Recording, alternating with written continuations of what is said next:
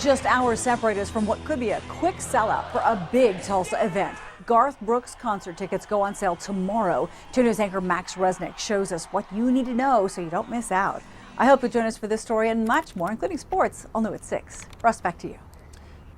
All right, Karen, thanks. There's continuing coverage now of a history-making space mission. Scientists plan to spend the next day or two collecting as much data as possible from the European Space Agency's Comet lander before its main battery loses energy. The lander has come to rest in the shadow of a cliff, and that's making it harder for solar panels to catch the sunlight they need to generate power.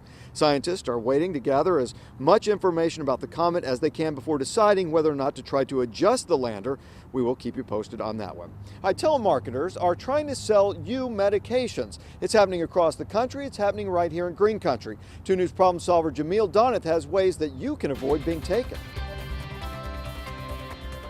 A viewer came to the 2 News problem solvers after getting a call claiming to be from U.S. Pharmacy. He told us the caller hassled him and his wife to buy prescription drugs. The couple was concerned it was a scheme to get their money. So we went to work to find out if these calls were legitimate. A quick Google search turned up tons of complaints from across the company about the same calls. We found several companies with similar names, but only one had a website. It was a small independently owned pharmacy in Tennessee. We spoke to a manager on the phone who says they are getting hundreds of calls from people solicited to buy medications.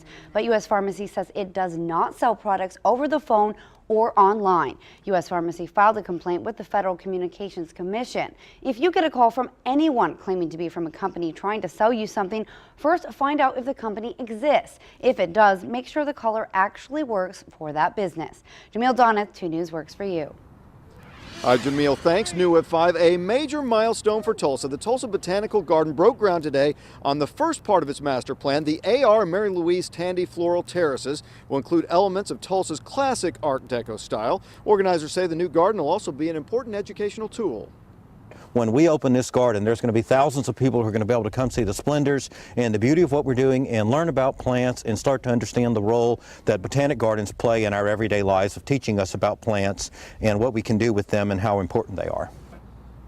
The $3 million project is expected to be finished by next fall. The Tulsa Botanic Garden is just 8 miles northwest of downtown. Well, today is Guinness World Book Record Day. It's a day where thousands of people either try to break or set world records. And our NBC colleague and America's meteorologist, Al Roker, is trying to do just that by having the longest weather show in history. He's shooting for 34 hours. We can take a live look in New York now, where Al has been broadcasting since last night. He will continue until tomorrow morning, trying to set that record. He's also raising money for the USO at the same time.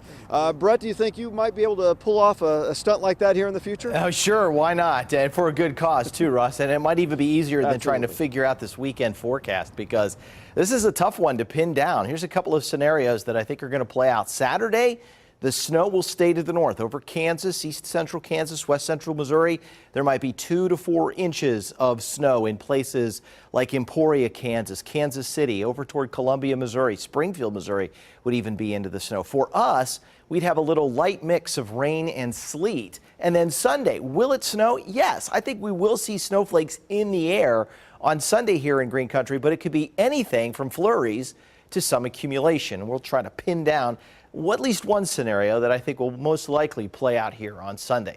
But let's talk about what we know. The temperatures tonight are going to be cold. We are going to watch these temps drop down into the teens. Even though this computer model data here only takes us into the lower 20s, that's just a snapshot of a time frame. So yeah, it's going to drop through the lower 20s, but at the bus stops tomorrow morning, wow, the kids really need to bundle up. It'll be the coldest morning yet. We'll drop down to about 17 for the official morning low, but back up to about 19 as many kids board the bus around 8 a.m. Hats and gloves really needed, but by the end of the day with southeast winds, we should be into the upper 30s for highs. And so that means high school football tomorrow night. It will be cold, 32 degrees, but dry.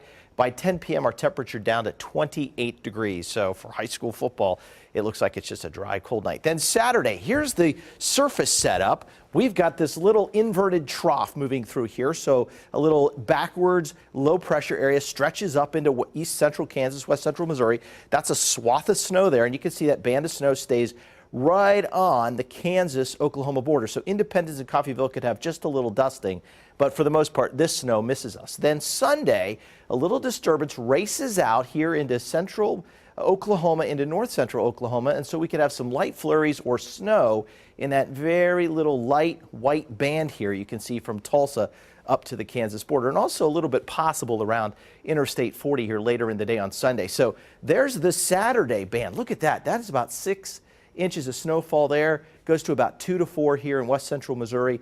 And then down here in Green Country on Sunday, there's a possibility to pick up a ½ inch of snow in some places, maybe just a little dusting. That wouldn't be a whole lot. And flurries in places like Henrietta, Hartshorn, Salisaw, and Stillwell. So Interstate 44, north of Interstate 40, a little chance for some very light snow. At least it would be the first taste of winter snow that we would see, or winter-like snow. Forecast right now, 32 degrees with a north wind at 8 miles an hour. Feels like it's 25 out there with that north wind. Overnight tonight down to 17, our coldest so far, but not as breezy as it was last night. By morning, east-northeast winds about 5 miles an hour. Then tomorrow afternoon, 38 in Bartlesville, 39 Tulsa, 40 at Okmulgee, 42 McAllister, 40 at Muskogee, and 39 at Tahlequah. Then the 7-day forecast on Friday, 39, 25 Saturday morning. I'm going to leave in a 20% chance for a little mix again of some light rain, maybe a sleet pellet, but not a big deal Saturday, 42. Sunday, 50% chance, 34 to see at least some light snow, down to 23 Monday morning. But look at this warm up here. We're into the 50s by the middle part of next week, but let me put this into perspective. The average high this time of the year is 60, so 56 looks really good, but Russ, that's not even the average high yet, so you know this is one cold air mass. I can't believe we're already talking about the possibility of snow this early in the season. All right, Brett, thanks. We will continue to watch that. Now, you may want to watch this. A suspected robber caught on camera where this man was caught trying to steal a chainsaw by stuffing it down his shorts. You're watching 2 News Works for you at 5.